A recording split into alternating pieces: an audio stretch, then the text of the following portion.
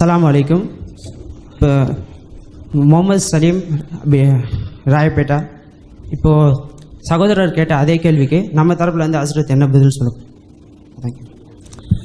அன்பானவர்களே, அவங்கள்ட்ட கேட்கப்பட்டது எப்படின்னு கேட்டால், பிஸ்மில்லாஹி அப்படின்னு மட்டும் போடுறீங்களே, இறைவனின் திருப்பெயரால் மட்டும் போடுறீங்களே, அது பிதாத்துன்னு அவங்க சொன்னாங்களே, அது சரிதானா அப்படின்னு கேள்வி. அவங்க பிதாத்து இல்லைண்டா இல்லை பிஸ்மில்லாண்டு எழுதியிருக்கிறாங்க நபி நாம ஸல்லல்லாஹு அலைஹி வஸல்லம், அல்லது குர்ஆனில் இப்படி இருக்குது அதனால் பிதாத்து இல்லை அப்படின்னு சொல்லியிருந்தா அது நேரடியான பதில். அவங்கள்ட்ட இதுக்கு நேரடியான பதில் கிடையாதுங்க. அதனால தான் நம்ம அது நீங்கள் பிதாத் செய்கிறீங்க இந்த விஷயத்தை நம்ம சொல்ல காரணமே அதனால தான். இப்போ என்ன பதிலாக சொன்னாங்க, நபி நாம ஸல்லல்லாஹு அலைஹி வஸல்லம் ஒரு காரியத்தை செய்யும் பொழுது பிஸ்மில்லா சொல்லுவாங்க. அவர் அதே அப்போ மேட்ரு ஒரு காரியத்தை செய்யும் பொழுது பிஸ்மில்லான்னு சொன்னால் போதுமா, பிஸ்மில்லாஹிர் ரஹ்மானிர் ரஹீம்னு சொல்லணுமா? அதுவா கேள்வி? இல்லை. அப்போ கேள்விக்கு பதிலே கிடையாது. அவங்க சொன்னதில் கேள்விக்கு பதில் இல்லை. அவங்க என்ன நினைக்கிறாங்களோ பூசி மொழியிட்டாங்க, அதுதான் உண்மை. கேட்ட கேள்வி எழுத்து சம்பந்தமானது. அப்போ எழுத்து சம்பந்தமாக குர்ஆனில் இருக்குது பிஸ்மில்லாஹின்னு இருக்குது அப்படி சொல்லியிருக்கணும், அல்ல ஹதீஸில் இருக்குன்னு சொல்லியிருக்கணும். அவங்க சொல் சம்பந்தப்பட்டதை தான் பதிலாக கொடுத்துருக்குறாங்க. நம்மளும் சொல்லுவோம், நபி நாம ஸல்லல்லாஹு அலைஹி வஸல்லம் ஒரு காரியத்தை செய்யும் பொழுது பிஸ்மில்லா சொல்லியிருக்கிறாங்க. எப்படி ஒரு அறுக்கிறாங்க, ஆடை அறுக்கும்போது பிஸ்மில்லா மட்டும்தான் சொல்லியிருக்கிறாங்க, பிஸ்மில்லா ரஹ்மான் சொல்லலை. இப்போ கேட்கப்பட்டது எழுத்து சம்பந்தப்பட்டது. எழுத்துன்னு வந்துட்டா எந்த ஒரு சமயத்திலும் நபி நாம ஸல்லல்லாஹு அலைஹி வஸல்லம் வெறும் பிஸ்மில்லான்னு எழுதுனதே கிடையாது, பிஸ்மில்லாஹிர் ரஹ்மானிர் ரஹீம் தான் எழுதியிருக்கிறாங்க. எப்படி இது புகாரில் நீங்கள் பார்க்கலாம். ஹிரக்கல் மன்னருக்கு கடிதம் எழுதுகிறாங்க, அதில் பிஸ்மில்லாஹிர் ரஹ்மானிர் ரஹீம் எழுதி தான் அனுப்புகிறாங்க. ஸல்லல்லாஹு அலைஹி வஸல்லம் எந்த ஒரு கடிதத்தில் பிஸ்மில்லா மட்டும் எழுதினாங்களா? கிடையாது. எழுத்துன்னு வரும்பொழுது அப்படி தான் செஞ்சாங்க. சரி, இது ஹதீஸ் ரீதியெல்லாம் ஆதாரம் புகாரில் இருக்குன்ட்டோம். குர்ஆன் பார்த்துட்டா கூட இன்னஹு மின் சுலைமான் வ இன்னஹு பிஸ்மில்லாஹிர் ரஹ்மானிர் ரஹீம், சுலைமான் அலைஹிஸ்ஸலாம் எழுதுறாங்க கடிதம், அவங்க பிஸ்மில்லாஹிர் ரஹ்மானிர் ரஹீம் சொல்லி தான் எழுதுறாங்க. கேட்கப்பட்டது எழுத்து சம்பந்தப்பட்டது. எழுத்து சம்பந்தப்பட்டாமல் வரும்பொழுது குர்ஆனாக இருந்தாலும் ஹதீஸாக இருந்தாலும் பிஸ்மில்லாண்டு இல்லை, பிஸ்மில்லாஹிர் ரஹ்மானிர் ரஹீம் தான் இருக்குது. ஆனால் சொல்லப்பட்ட பதில் என்ன, ஒரு காரியத்தை செய்யும் பொழுது உள்ளதுக்கு பிஸ்மில்லா இருந்தாலும் இருக்குதுங்கிறாங்க. எதா இருந்தாலும் நபி வழி எதுவோ அதுவே தான் நாங்கள் செய்வோம், இதில் நாங்கள் பெசாக மாட்டோம்னு சொன்னால் சொல்லு சம்பந்தப்பட்ட மேட்ரை எழுத்து சம்பந்த மேட்ருக்கு ஏன் கொண்டு வந்தீங்க? சரி, நபி நாம ஸல்லல்லாஹு அலைஹி வஸல்லம் எழுத்துக்கும் அப்படி எழுதலாம்னு சொன்னால் ஒரு தடவை எழுதியிருப்பாங்களா இல்லையா? அப்போதான் காமிக்கணுமே, இல்லைங்க. ஆனால் இந்த ஹுதைபியா உடன்படிக்கையில் கூட பிஸ்மில்லாஹிர் ரஹ்மானிர் தான் எழுதப்பட்டது. அப்போ அவங்க தர குறைஷிதர் உள்ளவங்க என்ன சொன்னாங்க, என்ன இப்படி எழுதுறீங்க, பிஸ்மிக் அல்லாஹும்மன்னாங்க. அதுக்கு என்ன அர்த்தம், இறைவனே உனது திருப்பெயரால். அப்போ அந்த ஐயாமுல் ஜாஹிலியா காலத்து மக்களுடைய கலாச்சாரம் அது உன் திருப்பெயரால். என்ன அது உன்னு இருக்குது, செகண்ட் பர்சனாக இருக்குது. இவங்க இறைவனின் திருப்பெயராண்டு தேர்ட் பர்சனாக வச்சுக்கிறாங்க. ஆனால் அதே தான் சேமாக இருக்குது. அப்போ இறைவனின் திருப்பெயரால் அப்படிங்கிறது அவங்களுடைய கலாச்சாரம், பிஸ்மில்லாஹிர் ரஹ்மானிர் ரஹீம் அப்படிங்கிறது இஸ்லாமிய கலாச்சாரம். அதனால தான் இப்படி எழுத நம்ம சொல்கிறோம். அதே நேரத்தில் இந்த 7 லெட்டர் போகிறாங்களே, அது பிஸ்மில்லா ஆகுமா? பிஸ்மில்லா ஆகாதுங்க. அதை நீங்கள் நினைவில் வைங்க.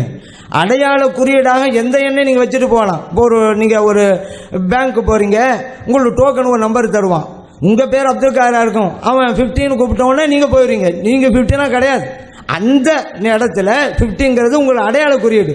ஜெயிலில் இருக்கிறவனுக்கு ஒரு அடையாளம் கொடுப்பாங்க, ஒரு நம்பர் கொடுப்பாங்க. அதே போல் ஏடிஎம் கார்டுக்கு ஒரு நம்பர் கொடுப்பாங்க. அந்த நம்பருங்க அவராக மாறிட மாட்டார், அடையாள குறியீடு.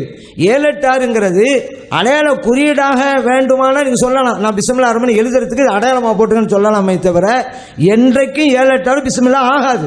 ஒரு ஆள் ஒரு காரியத்தை செய்யும் பொழுது 786 சொன்னால் பிஸ்மில்லா ஆகுமா? ஒரு காலம் ஆகாது. பிஸ்மில்லாஹிர் ரஹ்மானிர் ரஹீம் சொன்னாதான் பிஸ்மில்லா. அது அல்லாமல் நீங்கள் 786 போட்டாலும் சரி, எதை போட்டாலும் சரி, அது பிஸ்மில்லா ஆகாது. அப்படிங்கிறது தான் நம்முடைய கொள்கை. அதனால் இது யஹூதி சித்தாந்தம் அப்படிங்கிறது, நம்ம தான் பிஸ்மில்லாவே இல்லைங்கிறோமே, அதனால் அந்த இது நமக்கு வராதுங்க.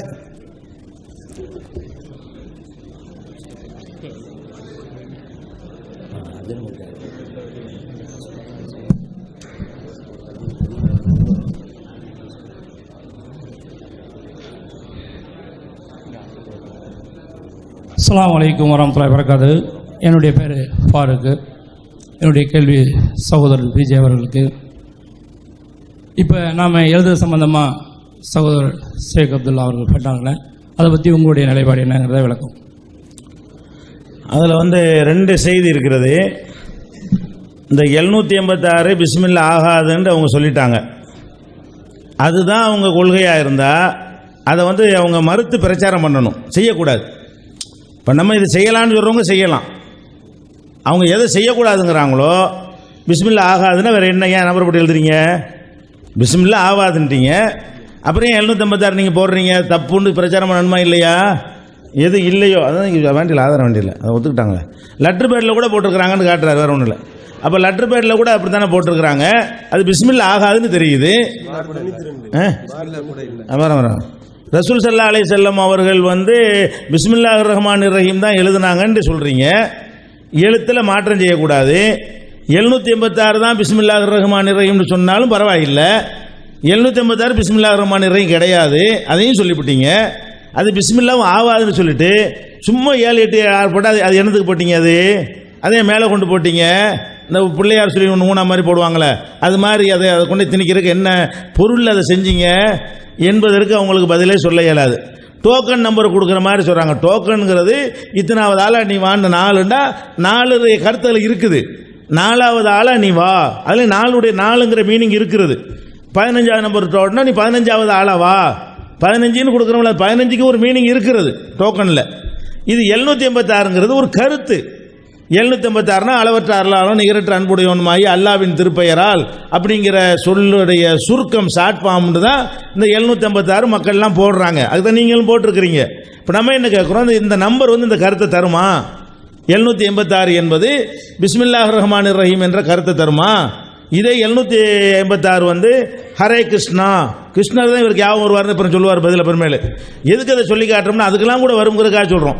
ஹரே கிருஷ்ணான்னு சொல்லி எழுதி நீங்கள் கூட்டி பாருங்கள். ஹேக்கு எத்தனை, ரேக்கு எத்தனை, ஏக்கு எத்தனை, காப்புக்கு எத்தனைன்னு கூட்டினா கரெக்டாக 786 வரும். பிஸ்மில்லாஹிர் ரஹ்மானிர் ரஹீமுக்கு 786 வர்ற மாதிரி ஹரே கிருஷ்ணாவுக்கு 786 வரும். நம்ம என்ன சொல்கிறோம், இந்த நம்பரை வந்து நம்பருக்கு யூஸ் பண்ணுங்க, ஒரு கருத்தை சொல்வதற்கு சொல்லாதீங்க. கருத்தை அது சொல்லாது. எப்போ சொல்ல, கோடு வார்த்தைன்னு சிலது இருக்கிறது, அதை 2 பேரும் பேசி கொண்டோமையானால் அப்போ அந்த மாதிரி ஒரு கோடு வார்த்தை எதை வேணாலும் யூஸ் பண்ணிக்கிறலாம். வழங்குதா? ஒரு சின்ன ஒரு வேறு ரசூல் ஸல்லல்லாஹு அலைஹி வஸல்லம் கூட செஞ்சாங்க கோடு வார்த்தையா, ஹே மீம் ஹம் ஹம்னு சொல்லுவாங்க. அது போர்க்களத்தில் அதுக்கு ஒரு இதுதான் அர்த்தம்னு முதல்ல சொல்லி கொடுத்துருப்பாங்க. அந்த மாதிரி கோடு வார்த்தை பேசிக்கொண்டாலே தவிர ஒவ்வொரு சொல்லும் அதனுடைய அர்த்தத்தை தான் தரும், ஒவ்வொரு எண்ணும் அதனுடைய அர்த்தத்தை தான் தரும். இப்போ பிஸ்மில்லாஹிர் ரஹ்மானிர் ரஹீம் என்று போடுவது தவறு என்று அவங்களே ஒத்துக்கொண்டு அந்த தவறை செய்கிறாங்க. அது ஒரு விஷயம். அடுத்து என்னன்னு கேட்டால், எழுத்தில் ரசூலுல்லாஹ் எழுதுனாங்க இல்லையா? நபிகள் நாயகம் ஸல்லல்லாஹு அலைஹி வஸல்லம் அவர்கள் ஒன்றை எழுத்தால் அங்கீகரித்தாலும் சொல்லால் அங்கீகரித்தாலும் ரெண்டுமே அவங்களுடைய அங்கீகாரம் தான். ஒரு காரியத்தை துவங்கும் போது அல்லாஹ்வுடைய பெயரை சொல்லி துவங்குகிறோம். பிஸ்மில்லாஹிர் ரஹ்மானிர் ரஹீம்னு சொல்லி துவங்குறோமா? துவங்கலாம். பிஸ்மில்லான்னு சொல்லி துவங்கலாமே. ஒரு காரியத்தை பிஸ்மில்லா சொல்லி துவங்க சொல்லி ரசூல் ஸல்லல்லாஹு அலைஹி வஸல்லம் வழிகாட்டி இருக்கிறாங்க. அப்போ அந்த அடிப்படையில் அந்த பொதுவான அனுமதியின் கீழே வர்ற காரணத்தினால அதை செய்கிறோம். அதுபோக இந்த பிஸ்மில்லாஹிர் ரஹ்மானிர் ரஹீம்னு எழுத சொன்னாங்க பாருங்க, அந்த அவங்க சொல்லி காட்டினாங்க அந்த ஹுதைபியா நேரத்தில்.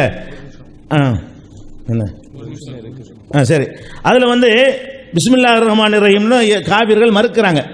மறுத்தவனே என்ன செய்கிறாங்க, ரசூல் ஸல்லல்லாஹு அலைஹி வஸல்லம் மறுப்பை ஏற்றுக்கிட்டு அர் ரஹ்மானிர் ரஹீம்லாம் விட்டுட்டு பிஸ்மிகல்லாஹும்மன்னு வேற ஒரு சொல்லையும் போட்டு தான் இருக்கிறாங்க.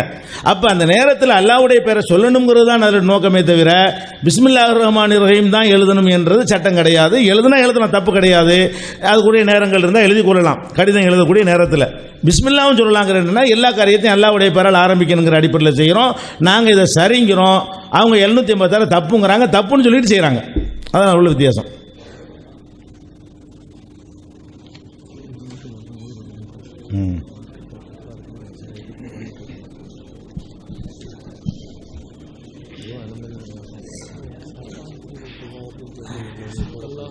அஸ்ஸலாமு அலைக்கும்.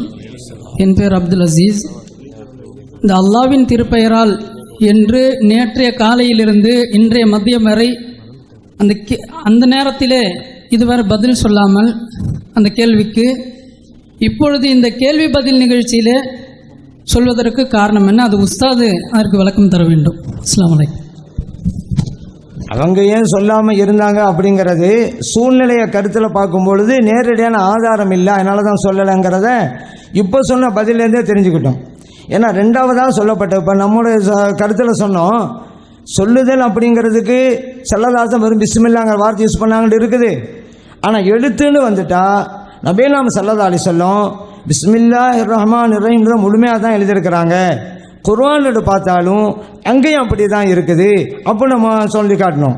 ஆனால் இப்போ இந்த பிரச்சனை வைக்கப்பட்டும் கூட இல்லை அப்படி சொல்லியிருக்கிறாங்கல்ல, அதனால் இதுக்கும் அப்படி யூஸ் பண்ணிக்கலான்னு தெரியுது அப்படிங்கிறது அவங்களோட யூகத்தை தான் பதிலாக தந்திருக்கிறாங்களே தவிர இல்லை நபி நாம ஸல்லல்லாஹு அலைஹி வஸல்லம் எழுதும் போது கூட பிஸ்மில்லாஹ்னு சொல்லி அந்த ஆதாரம் வைக்கலை. ஏன்னா இல்லை, அதனால தான் அவங்க நேற்ற பிரச்சனைலாம் தொடாமல் இருந்த காரணம் அப்படிங்கிறது இப்போ நம்ம விளங்குறோம். அதனால தான் இருக்கும் அப்படின்ட்டு. அதே போல் குர்ஆன்லையாவது எழுத்து சம்பந்தப்பட்ட விஷயங்களில் வெறும் பிஸ்மில்லாஹ் இருக்குது, இந்த இருக்க ஆதாரம் என்று வச்சிருக்கணும்.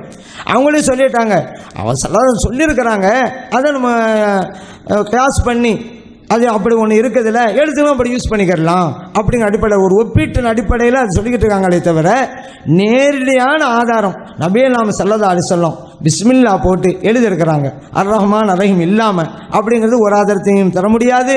ஏன்னா அப்படி இல்லை, குர்ஆனிலையும் அப்படி இல்லை, ஆதாரத்தை தர முடியாது. அப்போ நேரடியான ஆதாரம் இல்லைன்னு தெரிஞ்சு போச்சு. ஆனால் அவங்க எதுக்கெடுத்தாலும் நேரடியான ஆதாரம் இருந்தால்தான் நம்ம பின்பற்றுவோம். அப்படி வந்திருக்காங்க, அப்படி வந்தால் அதுக்கு மட்டும் வைங்க. அட இப்படி வந்திருக்காங்க, அப்போ இதுக்கு மட்டும் வைங்க. இதுக்கு இருக்குதா நேரடியான ஆதாரம் அப்படின்னு தத்துவம் பேசக்கூடியவங்க இதுக்கு மட்டும் அப்படி வந்துக்கிறதுனால நம்மளும் இப்படி எடுத்துக்கலாங்கிறத தவிர நேரடியான ஆதாரம் அவரும் இல்லை என்று ஆகிவிட்டது. அதே போல் இந்த ஹரே கிருஷ்ணா சொன்னாங்க, நம்ம தெளிவுபடுத்திட்டோம். 7-8 ஒரு அடையாள குறியீடு, அந்தந்த இடத்துக்கு ஒரு அடையாள குறியீடு. பிஸ்மில்லாஹ் ரஹ்மான் ரஹீம் என்று சொல்லியிருக்கிறங்கிற ஒரு அடையாள குறியீடாக உள்ள வார்த்தை தானே தவிர 7-8 என்றைக்கும் பிஸ்மில்லா ஆகாதுன்னு சொல்லியிருக்கிறோம். இது சம்பந்தமான கேள்வி பதிலில் கூட பிரச்சாரம் பண்ணி சொன்னாங்கல்ல, பிரச்சாரத்தில் கூட நம்ம தெளிவாக சொல்லியிருக்கிறோம். 7-8 பிஸ்மில்லா ஆகல, எதுக்கெல்லாம் பிஸ்மில்லாஹ் ரஹ்மான் ரஹீம் சொல்லணுமோ அந்த வார்த்தையை தான் சொல்லணும். இது பிஸ்மில்லா ஆகாது, அந்த தரத்தில் இல்லை. அடையாள குறியீடு ஒரு கடிதத்தில் எழுதுவோம், பிஸ்மில்லாஹ் ரஹ்மான் இருக்கும், எங்காத்துக்கு குப்பை கருத்தோட்டில் கொண்டு போய் போடுவாங்க. அப்போ அது ஒரு வசனத்தில் இருக்கக்கூடிய ஒரு வார்த்தை, அப்போ அது அவமதிக்கப்படுது. அதனால் பிஸ்மில்லாஹ் நம்ம சொல்லிட்டோம், சம்மந்தப்பட்டவருக்கு நான் பிஸ்மில்லாஹ் சொல்லி தான் எழுதுறேன், ஒரு அடையாள குறியீடு வார்த்தை தான். அதுக்காக வேண்டி அது இப்படி எழுதலாமாண்டா அவங்கவுங்களோட இஷ்டம், அது அடையாள குறியீடு. ஆனால் இதுக்கு ஹரே கிருஷ்ணா வருது அப்படின்னு பார்த்தா, நான் ஏற்கனவே சொன்னேன்ல, ஒரு அப்துல் காருக்கு அடையாள அட்டையாக பேங்கில் 15 நம்பர் கொடுத்துருப்பாங்க. அதே 15 நம்பர் ஒரு கிருஷ்ணா ஐயருக்கும் கொடுத்துருப்பாங்க. அதனால் கிருஷ்ணா ஐயர் அப்துல் கார் ஆக முடியுமா? அல்ல அப்துல் கார் கிருஷ்ணா ஐயர் ஆகிடுவாரா? அந்த இடத்துல இந்த நேரத்தில் 15 அப்துல் கார் 15 நம்பர் அப்படின்னு சொன்னால் அப்துல் கார் விளையாண்டுருவார். கிருஷ்ணய்யருக்கு அது சொல்லப்பட்டாக்கா கிருஷ்ணய்யர் வந்துடுவார். ஒரு அடையாள வார்த்தை தான், நாளைக்கு வேற ஒன்று மாறலாம். அதுவும் இல்லை, இதே 7-8 மாற்றிட்டு பிஸ்மில்லாஹ் ரஹ்மான்ங்கிறதுக்கு இந்த என்ன அடையாளம் கொள்ளலாமாண்டு யாராவது முடிவு பண்ணா கூட அப்படி வச்சுட்டு போகலாம். இது அவங்களோட இஷ்டத்தை பொறுத்தது. ஆனால் 7-8 என்றைக்கும் பிஸ்மில்லாஹ் ஆகாது. நம்ம ஏன் கொடுத்துருந்தோம்னா அடையாள வார்த்தையாக தான். அடையாள வார்த்தைங்கிறது எதை வேண்டுமானாலும் எப்படி வேணாலும் வைக்கலாம், இதுக்கு எந்த தடையும் கிடையாது. அப்படி தடை இருந்திருந்தா எங்கெல்லாம் அடையாள குறியீடு கொடுக்குறாங்களோ அதுக்கெல்லாம் கூட நம்ம சொல்லணும். அந்த டோக்கன் நம்பர் தந்தால் கூட அதெல்லாம் வேணாங்க எம்பர் அப்துல் கார்னு சொல்லணும். ஆனால் அடையாள குறியீடு கூடணும் அவங்களும் ஒப்புக்கொள்றாங்க. அடையாள குறியீடு ஒரு வார்த்தை தானே தவிர அது என்றைக்கும் பிஸ்மில்லாஹ் ஆகாது என்பதான் உண்மை. இதை பல கேள்வி பதிலே நம்ம விவரிச்சிருக்கிறோம் மக்களுக்கு.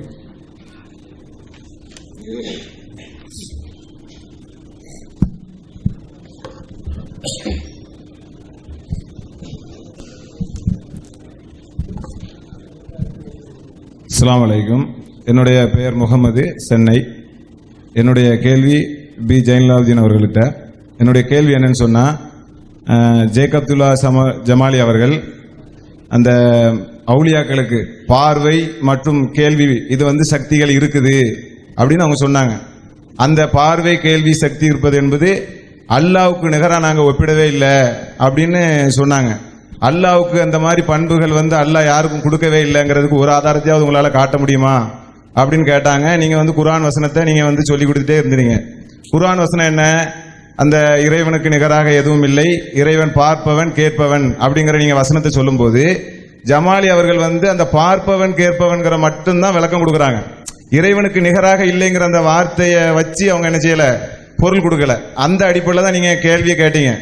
அது இல்லாமல் இறைவனுக்கு நிகராக பார்ப்பவன் அப்படின்னு சொன்னால் ஒரு எல்லை இருக்கும் அப்படின்னு நீங்கள் கேள்வி கேட்டீங்க. அந்த எல்லையை நாங்கள் நிர்ணயம் பண்ணிட்டோம், அது உலகம்தான் அப்படின்னாங்க. அப்போ உலகம்தான் அந்த எல்லைங்கிறதுக்கு உங்களுக்கு என்ன வகையா வந்துச்சு நீங்க கேள்வி கேட்டீங்க.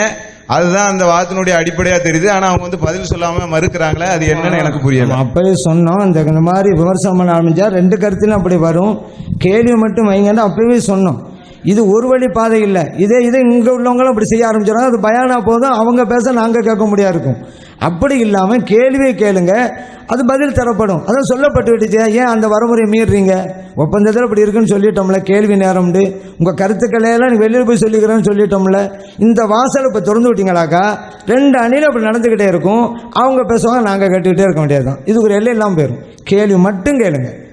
அது எந்த கருத்து சொல்லி வேணாலும் கேளுங்க. நீங்கள் ஒரு கருத்து அவங்க அப்படி சொன்னாங்க, நீங்கள் இப்படி கேட்டீங்க, அதான் வேணாம், எல்லாம் கேட்டிருக்காங்க, இதை போய் பார்க்க போகிறாங்களே, அதே நேரத்தை வேஸ்ட் பண்ணுறீங்க. இருக்கிற நேரத்தை பயன்படுத்துங்க. ஒழுங்கா நல்ல அறிவுரையை சொல்லியிருக்கிறாங்க. ஆனால் இதை எப்போ சொல்லியிருக்கணும்னு கேட்டால் நல்லதான், கரெக்டு தான். அது உங்கள் சகோதரர்கள் ஆரம்பித்தாங்க, அது மாதிரி போட்டு பார்த்தா தெரியும். அவங்க வந்து கேள்வியை கேட்காம அவங்க இதே மாதிரியா 2 தடவை கேட்டாங்க. அப்போ சும்மா இருந்துட்டீங்க. இது நானே சொல்லியிருப்பேன், இப்படி கேட்காதீங்க, விளங்குதா?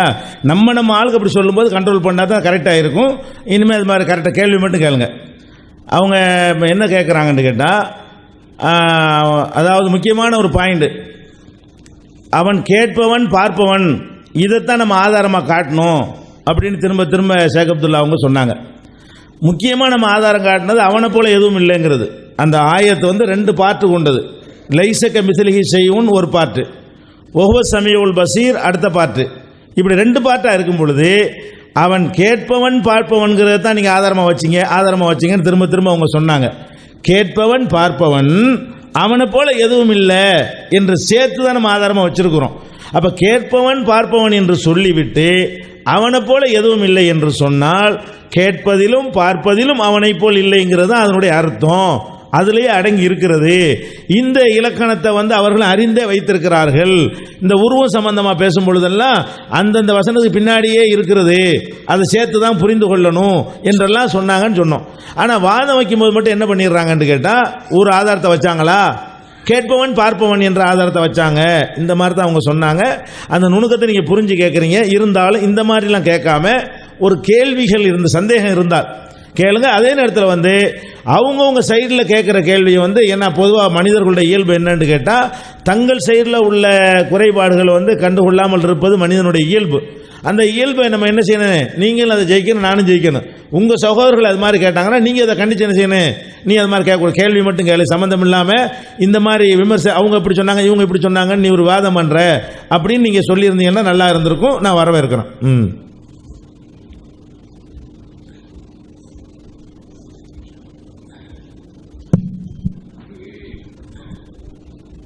அஸ்ஸலாமு அலைக்கும் வரஹ்மத்துல்லாஹி வபரகாத்துஹு. என்னுடைய பெயர் KM சையத் இஸ்மாயில், ஊர் காயல்பட்டினம். என்னுடைய கேள்வி சகோதரர் PJ அவர்களுக்கு,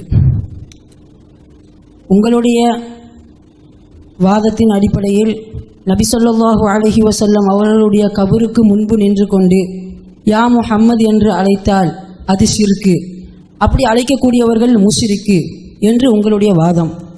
அப்படி என்றால் என்னுடைய ஒரு கேள்வி, ஒரு ஹதீஸ் வருகின்றது, வல்லதி நஃப்சு அபில் காசிமி பியதிஹி லயன்ஸிலன்ன ஈஸா இப்னு மர்யம இமாமன் முக்ஸிதா வஹக்கமன் ஆதலா ஃபல யக்ஸிரன்ன الصليب ولا يقتلن الخنزير ولا يصلحن ذات البين ولا يذهبن الشحناء ولا يعرضن عليه المال فلا يقبله ثم لئن قام على قبري فقال يا محمد لأجيبنه قال رسول الله صلى الله عليه وسلم.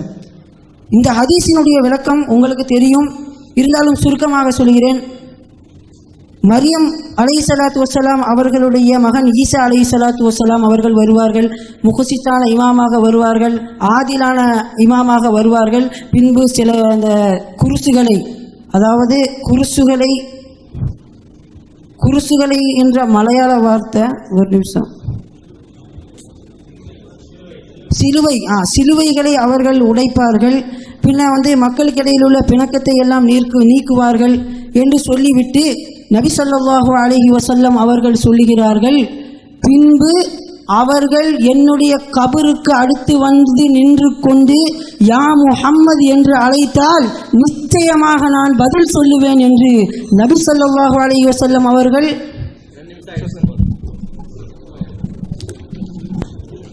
சகோதரர் கூடிய ஒரு கிளாரிஃபிகேஷன், அந்த நீங்கள் சொன்னீங்கல்ல அந்த ஹதீஸு, அந்த நூலு கொஞ்சம் அறிவிப்பாளரோட சொல்லுங்களேன், அறிவிப்பாளர் பட்டியலோட சொல்லுங்கள்.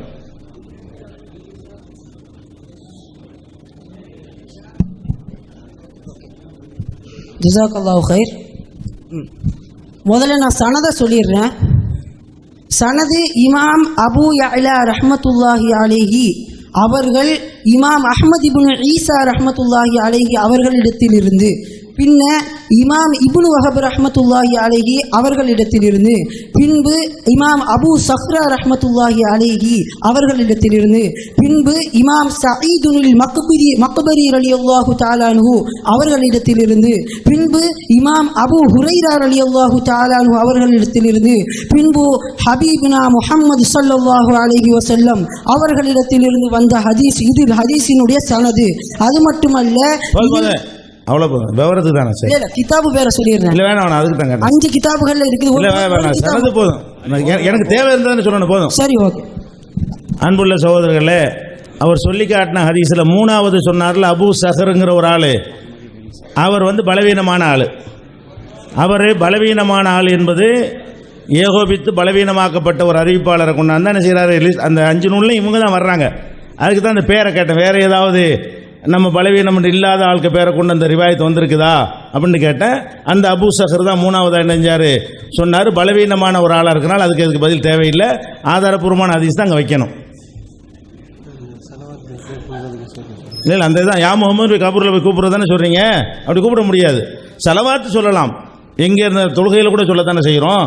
தொழுகையில் உட்காந்துக்கிட்டு அல்லாஹும்ம ஸல்லி அலா முஹம்மதின் வ அலா ஆலி முஹம்மதின் ஸலவாத்து சொல்கிறோம், அஸ்ஸலாமு அலைக்க ஐயுஹன் நபிங்கிறோம். இது அவங்க ரசூலுல்லாஹ் கேட்க போகிறது இல்லை. ஆனால் மலக்குகள் எல்லாம் நியமிச்சிருக்கிறான், இதை கொண்டு அவங்கள்ட்ட சேர்த்து வைப்பாங்க. இன்னலில்லாஹி மலாயிகத்தன் சையாஹின ஃபில் அர்லி யுபல்லிகுன மின் உம்மத்திய சலாம். என் உம்மத்திலிருந்து சலாமை எனக்கு எத்தி வைக்கக்கூடிய மலக்குகளை எல்லாம் நியமித்திருக்கிறான். அவங்க எனக்கு சொல்லுவாங்க. நம்ம சொல்கிற ஸலவாத்து ரசூலுல்லாஹ்க்கு போவோம், கேட்க மாட்டாங்க. மலக்கு போய் வேற ஒரு மீடியேட்டர் போய் அங்கே என்ன செய்வாங்க, சொல்லுவாங்கன்னு ஹதீஸ் இருக்கிறது. ஸலவாத்து சலாமுக்கு ஆதாரம் இருக்கிறது. அது சொல்கிறோம், சொல்லி கொண்டிருக்கிறோம். நாங்களும் தொழுகையில் அத்தஹியாத்து ஓதுறோம், அஸ்ஸலாமு அலைக்க ஐயுஹன் நபி சொல்கிறோம், அல்லாஹும்ம ஸல்லி அலா முஹம்மது. அது வேறு விஷயம். யா முஹம்மது கூப்பிட்றதுக்கு நீங்கள் சொன்ன ஹதீஸ் பலவீனமானது. அஸ்ஸலாமு அலைக்கும். என் பெயர் அப்துல் நாசிர்.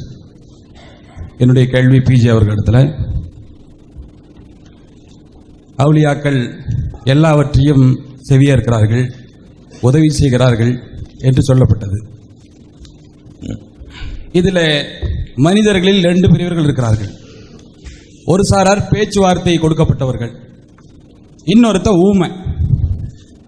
இதில் ஒரு ஊமை தன்னுடைய தேவைகளை அவுலியாவிடத்தில் போய் கேட்டால் அவருக்கு விளங்குமா? அப்படி விளங்குவது என்று சொன்னால் அவருடைய விளக்கம் என்ன ஆகிறது என்று சொன்னால், இறைவனுக்கு நிகராக அவர் அவுலியா விளங்குகிறார் என்று ஆகுமே. அதனால் அப்படின்னா எதிர்த்தரப்பார் ஊமைகள் மட்டும் அவுலியாக்கள் இடத்தில் கேட்கக்கூடாது என்று சொல்கிறார்களா? என்ன விளக்கம்? ஏன் தானே கேட்குறிய? ஆமாம். அதாவது அவங்க ஊமையை உதாரணம் காட்டி சொல்கிறாங்க. ஒரு ஊமை கேட்குறாரு, ஊமைக்கு பாஷை இல்லை, மனசில் தான் கேட்பாரு. அதையெல்லாம் அவங்க அறிஞ்சு கொள்வார்கள் என்று சொன்னால் அல்லாஹ் மாதிரி வருது அப்படிங்கிறாங்க. அதில் மட்டும் வரல, நல்லா விளங்கிக்கிறங்க. ஊமையில் மட்டும் வரல, ஊமை இல்லாதவர் கேட்டால் கூப்பிட்டா கூட அது வருது, அல்லாஹ் மாதிரி தான் வருது. ஏன்னாட்டா அன்லிமிட்டாக தான் சொல்கிறீங்க, எல்லை இல்லாமல் அவர் கேட்கக்கூடியவர்னு தான் அதுக்கு அர்த்தம். பூமி வரைக்கும் ஆணம் வரைக்கும் நீங்கள் சொன்னாலும் அதுக்கு எந்த விதமான ஆதாரமும் காட்ட முடியாது.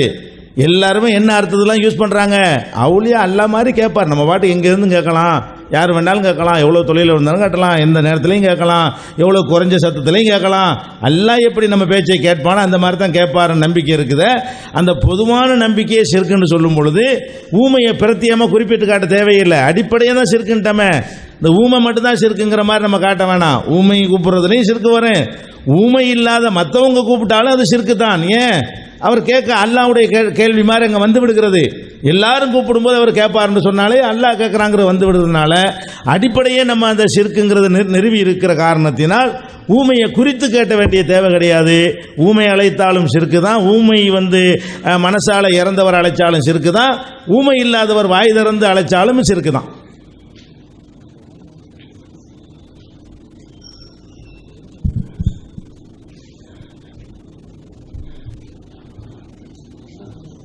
முதலில் அனைவருக்கும் ஸலவாத்தை தெரிவித்துக்கிறேன். அஸ்ஸலாமு அலைக்கும் வ ரஹ்மத்துல்லாஹி பர்காத்துஹு.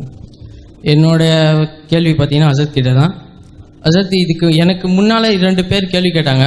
ஒன்று ரசூல்லாவுடைய கபருக்கு போய் இந்த மாதிரி யார் ரசூலுல்லா அப்படின்னு கூப்பிட்டாங்க, அவங்க பதில் கொடுப்பாங்களா கொடுக்க மாட்டாங்களா? அதுக்கு அவங்க சொல்லலை, நீங்கள் சொல்லுங்கள் அதுக்கு உண்டான கருத்து என்ன.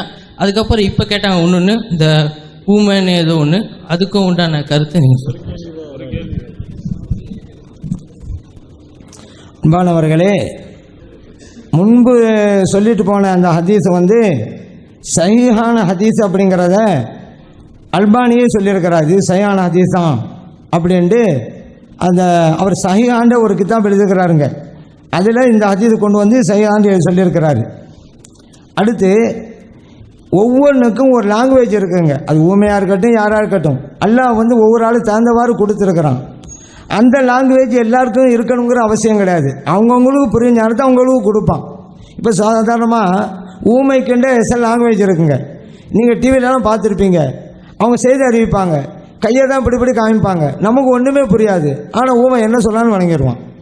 இப்படி ஒவ்வொன்றுக்கும் ஒரு லாங்குவேஜ். அல்லாஹ் தாலா கூட இந்த வானம் பூமியை பற்றி சொல்லும் பொழுது வக்கால் அலஹா வலில் அருள் தீயாத்தோன் அப்படிங்கிறான்.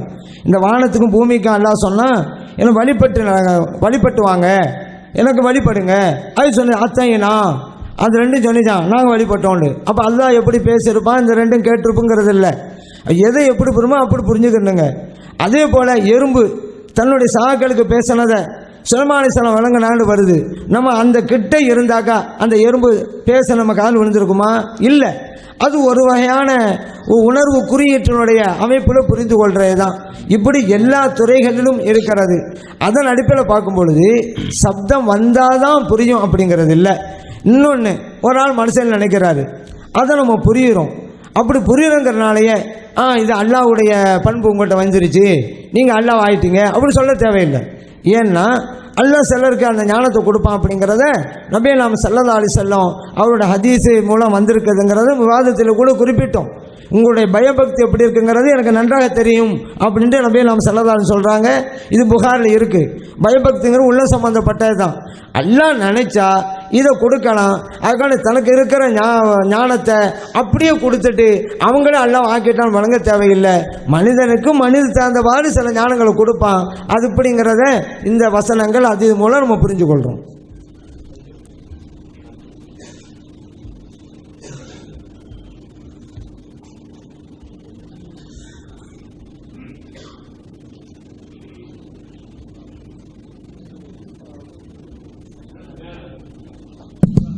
அஸ்ஸலாமு அலைக்கும். முகமது சாதிக், சென்னை. இந்த சபையில் இப்போ நான் 2 கேள்வி கேட்கலாமா, ஒரு கேள்வி தான் கேட்கணுமா? இந்த 2 கேள்விக்கு ஏற்கனவே முன்னாடி கேட்கப்பட்டு 2 கேள்விக்கும் பதில் சொல்லியிருக்காங்க. ஒன்று அல்பானியோட ஹதீஸ் வந்து சஹீஹ்னாங்க. அப்புறம் இன்னொரு கேள்விக்கும் பதில் சொல்லியிருக்கிறாங்க. அதில் நான் இப்போ 2 கேட்கணுமா, 1 கேட்கணுமா?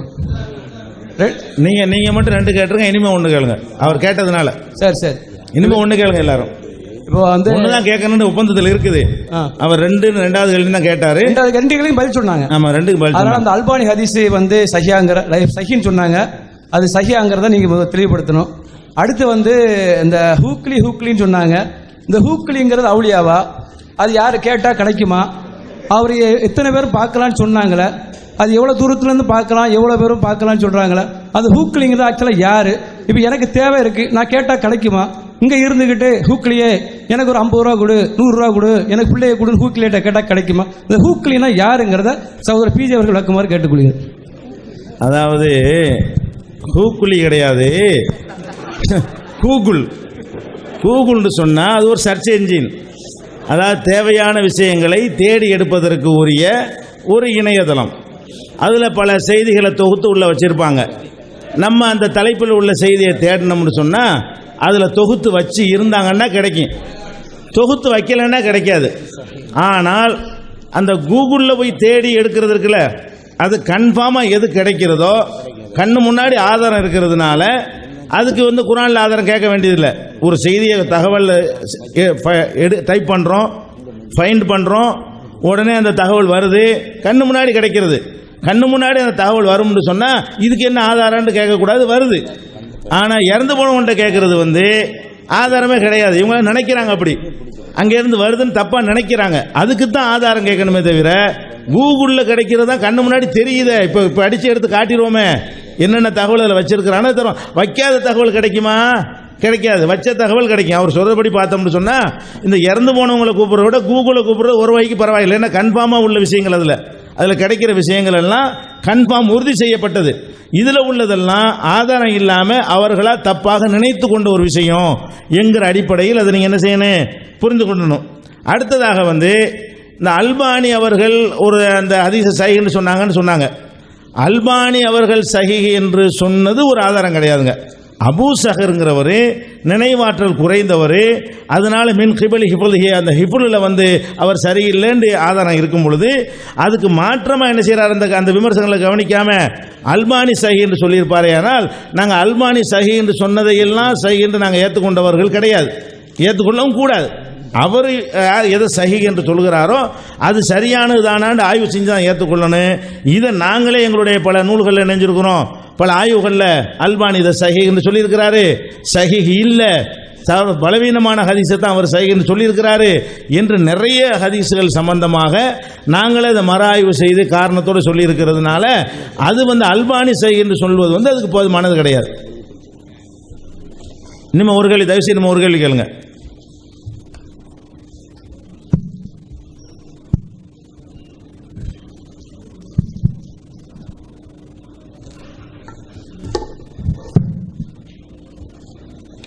அஸ்ஸலாமு அலைக்கும். என் பேர் முகமது யாசின். ஜும்மா குத்துபாவை தமிழில் ஓதலாம் என்ற விவாதத்தில் பிஜே சகோதரர் ஒரு ஆயத்தை கொண்டு வந்தாங்க. ஒமா அர்சல்னா மின் ரசூலின் இல்லா பிலிசானி கௌமிஹி லிதுபய்யின லஹும். அந்த நபிமார்கள் அந்த கூட்டத்தினர்களுக்கு எந்த மொழியில் புரியுமோ அந்த பாஷையை நபியைக்கு கற்றுக் கொடுத்து நாம் அனுப்பினோம் என்பதாக ஒரு ஆயத்தை சொன்னாங்க. இப்போ இந்த அடிப்படையில் தமிழில் ஓதலான்ற மாதிரி சொன்னாங்க. இப்போ என்னுடைய கேள்வி என்னென்னா, ஜும்மாவுடைய குத்துபா அப்படின்றது ஃபர்லு. அந்த ஃபர்லான குத்துபாவில் தமிழில் ஓதலான்னா தொழுகை என்பதும் ஃபர்லு. அந்த தொழுகையில் சூறாக்களை தமிழில் ஓதலாமா? அரபு நாட்டில் இருக்க ஆங்கில நாட்டில் இருக்கக்கூடியவங்க ஆங்கிலத்தில் ஓதலாமா? ஃபார்சி மொழி பேசுகிறவங்க ஃபார்சி மொழியில் ஓதலாமா? இப்படி ஓதனா தொழுகை கூடுமா? இதற்கு சரியான பதிலை சொல்லணும். கேள்வி யார்கிட்ட? உஸ்தாத் அவர்களிடத்தில். அன்பார்ந்த பெரியவர்களே, சகோதரர் அவர்கள் குத்பாங்கிறது வணக்கத்தின் அடிப்படையில் உள்ளது, அதை இன்னொரு லாங்குவேஜில் செய்யலாமான்னு கேள்வி வச்சிருக்கிறாங்க. இப்போ நபிகள் நாயகம் ஸல்லல்லாஹு அலைஹி வஸல்லம் பொதுவாக தொழுகை சம்பந்தமாக சொல்லும் பொழுது சல்லு கமா ராய்த்துமூனி உசல்லி அப்படின்ட்டாங்க. நான் தொழும்போது எப்படி பார்க்குறீங்களோ அந்த மாதிரி செய்யுங்கன்ட்டாங்க. இப்போ நபிகள் நாயகம் ஸல்லல்லாஹு அலைஹி வஸல்லம் ஜும்மா தொழுகையில் 2 குத்பா நடத்துகிறாங்க. 4 ரக்காத் உள்ள தொழுகைக்கு பகரமாக தான் இந்த ஜும்மா நடக்குது. இந்த குத்துபாவும் வணக்கமாக சம்மந்தப்பட்டது தான். ஏன்னா சாதாரணமாக உள்ள பிரசங்கத்துக்கும் இங்கிறதுக்கும் வித்தியாசம் இருக்குதுங்க. அதன் அடிப்படையில் வணக்கம்னு வரும்பொழுது நபிகள் நாயகம் ஸல்லல்லாஹு அலைஹி வஸல்லம் எப்படி காமிச்சு கொடுத்தாங்களோ அப்படி தான் செய்யணும். இல்லை புரியாத மொழியில் பேசுறது அப்படின்னு ஒரு சூழ்நிலை வரும்னு சொன்னால் இது அல்லாத மற்ற கட்டங்களில் நம்ம புரிஞ்ச மொழியை பேசிக்கொள்ளலாம். இப்போ நடைமுறையில் இருக்குதுல்ல, ஒரு 2 குத்பாவுக்கு முன்னால் நம்ம புரிஞ்ச மொழியில் மக்கள் இப்போ பயன் செய்யத்தான் செய்கிறோம். அந்த மாதிரி செஞ்சுக்கலாமே தவிர வணக்க வழிபாட்டில் போய் இப்படி செய்யக்கூடாது. அப்படி செய்கிறதா இருந்தால் நமக்கு முன்மாதிரி வேணும். நபிகள் நாயகம் ஸல்லல்லாஹு அலைஹி வஸல்லம் அவங்களுடைய சொல்லெல்லாம் அனுமதிச்சிருக்கிறாங்க. ஏன்னா நபிகள் நாயகம் ஸல்லல்லாஹு அலைஹி வஸல்லம் எந்த விஷயத்தையும் விட்டுட்டு போகல. நபிகள் நாயகம் ஸல்லல்லாஹு அலைஹி வஸல்லம் காலத்திலேயே பல இடங்களுக்கு அனுப்பி வைக்கிறாங்க. சஹாபா பெருமக்களை எல்லாம் பல மொழிகள் பேசுகிற மக்களுக்கு மத்தியில் அனுப்பி வைக்கிறாங்க.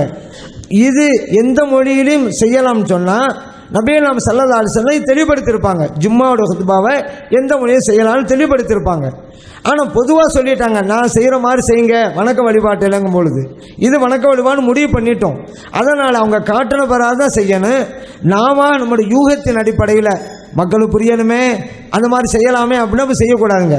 ஏன்னா அப்படி மக்களுக்கு புரியணுங்கிறதா நோக்கமாக இருந்தால் இப்போ ஒரு ஆள் சொல்லுவார், பாங்கு என்னங்க, என்ன அரபியில் சொல்கிறீங்க, தமிழ்லே சொல்லுங்கள். ஏங்க பாங்குங்கிறது அழைக்கிறது தானே, புரியாத மொழியில் அழைச்சா என்னங்க பிரயோஜனம், புரிகிற மொழியில் அழைங்க அப்போ தாங்க வருவாங்க அப்படின்னு ஒரு ஆள் சொல்லி இந்த தத்துவத்தின் அடிப்படையில் பாங்க தமிழாக்கிட்டான்னு வச்சுக்கிறோங்க. வேணாவும் மார்க்கத்தில் இருக்கக்கூடிய ஒவ்வொன்றுமே இப்படி இல்லாமல் போயிடும். ஏன்னா மார்க்கம் எப்படி சிறப்பட்டு அப்படியே பாதுகாக்கணும். சரி, சஹாபா பெருமக்கள் காலத்தில் நபி நாம ஸல்லல்லாஹு அலைஹி வஸல்லம் வேண்டுமானா மதீனாவில் இருந்து குத்பா நடத்திருக்கிறாங்க. அங்கே இருக்கிறவங்க எல்லாம் அரபி தெரிஞ்சவங்க. சஹாபா பெருமக்கள் பல பிரதேசங்களுக்கெல்லாம் கொண்டு போனாங்கல்ல. சிரியா நாட்டுக்கு போனாங்க, சரி அது இருக்கிற பார்சி நாட்டுக்கு போனாங்க, ரோம் நாட்டுக்கு போனாங்க. அங்கே இருக்கக்கூடிய மக்களுக்கெல்லாம் அரபி தெரியாதுங்க. அங்கே இடத்துல ஹுத்பா பிரசங்கம் செய்யும் பொழுது எந்த சஹாபியாவது அந்த மக்கள் பேசுகிற மொழியில் செஞ்சுருக்கான்னு நம்ம பார்க்குறோமா? கிடையாது. மார்க்கத்தை போதிச்சாங்க. இது அல்லாத வேற நேரங்களில் போதிச்சாங்க. மார்க்கம்னு வரும்பொழுது, இபாதத்துன்னு வரும்பொழுது நபி நாம் ஸல்லல்லாஹு அலைஹி வஸல்லம் எப்படி செஞ்சாங்களோ அப்படி தான் செய்யணும். இபாதத்து வேற, மற்ற செயல்பாடுகள்ங்கிற வேற. இபாதத்தாக இருக்கணும், வழிகாட்டணும். அதே போல் இந்த தொழுகைண்டே வந்துட்டா கூட அக்மி ஸலாத்த லிதிக்ரி அப்படின்னு அல்லாஹ் சொல்கிறான். என்னை நினைவு கூறுவதற்காக தொழில் நிலைநாட்டுங்க. ஒரு ஆள் சொல்கிறாரு, ஃபுல்லாக நீங்கள் தக்பீர் கட்டலேருந்து சலாம் கொடுக்குற வரைக்கும் அரபியாக தானே சொல்லிட்டு இருக்கிறீங்க, ஒன்றுமே புரியலைங்க. அல்லாஹ் சொல்கிறான் என்னை நினைவு கூறுவதற்காக தொழில் நிலைநாட்டுங்கண்டு. நீங்கள் சொல்கிறதுல ஒன்றுமே புரியலை, அரபியாக தான் சொல்லிக்கிட்டே இருக்கிறோம். அதனால் தக்பீர் கட்டளை இருந்து சலாம் கொடுக்குற வரைக்கும் தமிழில் சொன்னால் நான் நினைப்பேன், இது அர்த்தம் புரியும் பொழுது அல்லாஹ் நினைப்பேன். தொழுகை அமைக்கப்பட்ட நோக்கம் எனக்கு கிடைக்கும். அதனால நான் தமிழ்லே செஞ்சுக்கிறேன். மலையாளத்தை செஞ்சுக்கிறேன்னு சொன்னால் சரி ஆகுமா? சரி ஆகாது. ஏன்? நபி நாம் ஸல்லல்லாஹு சொல்லிட்டாங்க, எப்படி என்ன பார்க்குறீங்களோ தொழும்போது அப்படி செய்யுங்கன்ட்டாங்க. அப்போ வணக்க வழிபாடுங்கிற அடிப்படையில் அந்த ஹுத்பா இருக்கிறதுனால எப்படி ஸல்லல்லாஹு செஞ்சு காமிச்சாங்களோ அப்படியே தான் செய்யணும். மாற்று மொழியில் செய்யலாம்னு சொன்னால் சஹாபா பெருமக்கள் செஞ்சுருப்பாங்க. அவங்க பிற மொழி பேசுகிற அந்த பார்சி நாடு, ரோம் நாடு போனாங்க. அங்கேலாம் வேறு மொழியில் ஹுத்பா பிரசங்கம் செஞ்சாங்க அப்படிங்கிறதுக்கு ஒரு ஆதாரம் கூட கிடையாதுங்கிறத நாம் நினைவிலே நிறுத்த வேண்டும்.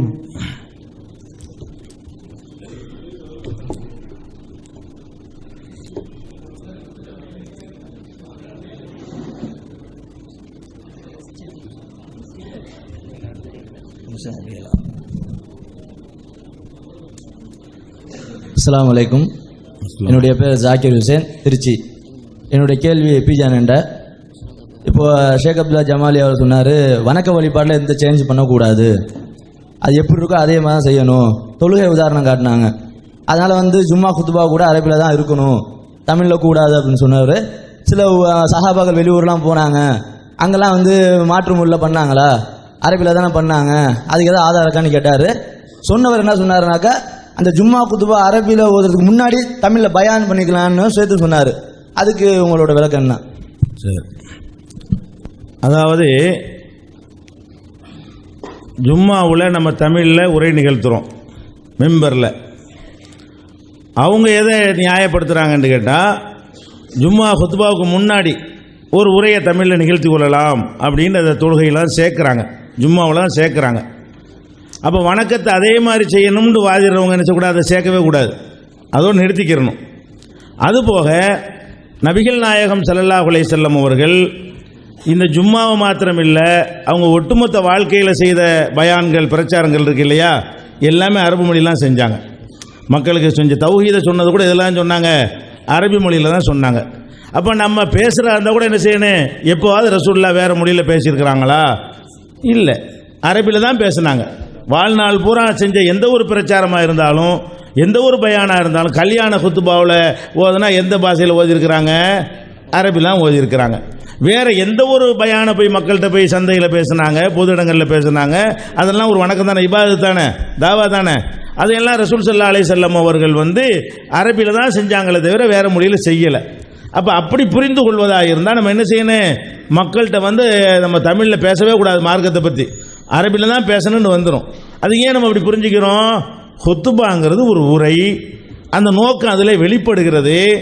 மயிர்கால்கள்லாம் சிலிர்த்து கொள்ளும், அவங்க உரை நிகழ்த்தும் பொழுது மயிர்கால்கள்லாம் சிலிர்த்து கொள்ளும். ஒரு இராணுவத்தை எச்சரிக்கிறதுக்கு அன்னகு முன்தீரு ஜெய்சின், ஒரு படையை எச்சரிக்கிறது போல ஒரு ஆக்ரோஷமாக என்ன செய்வாங்க, அவங்களுடைய உரைகள்லாம் இருக்கும். மக்களுக்கெல்லாம் ஒரு அச்சமூட்டுற வகையில் இருக்கும் என்கிற மாதிரி எல்லாம் அந்த ஹுத்பா சம்பந்தப்பட்ட ஹதீஸ்களை தேடும் பொழுது நமக்கு கிடைக்கிறது. அந்த அடிப்படையில் இதை நீங்கள் அரபியில் சொல்கிறது நீங்கள் வைத்து கொண்டீர்களேயானால் அதனுடைய எந்த ஒரு பயானை நீங்கள் அரபியில் தான் செய்யணும். ஏன்னா ரசூலுல்லாஹ் ஒரு காலத்தில் என்ன செய்யலை, அரபி அல்லாத பாஷையில் போய் அவங்களுக்கு தெரியவும் செய்யாது தானே. அப்போ தனக்கு தெரிந்த மொழி, மக்களுக்கு பயான் உரை நிகழ்த்துறது என்பது தனக்கு தெரிந்த மொழி என்ற அடிப்படையில் தான் அவங்க அரபியில் செஞ்சுருக்கிறாங்க. அப்போ தான் அந்த மயிர்கால்கள்லாம் சிலிர்க்கும். அப்போ தான் அந்த இறைவனுடைய அச்சம் வரும்.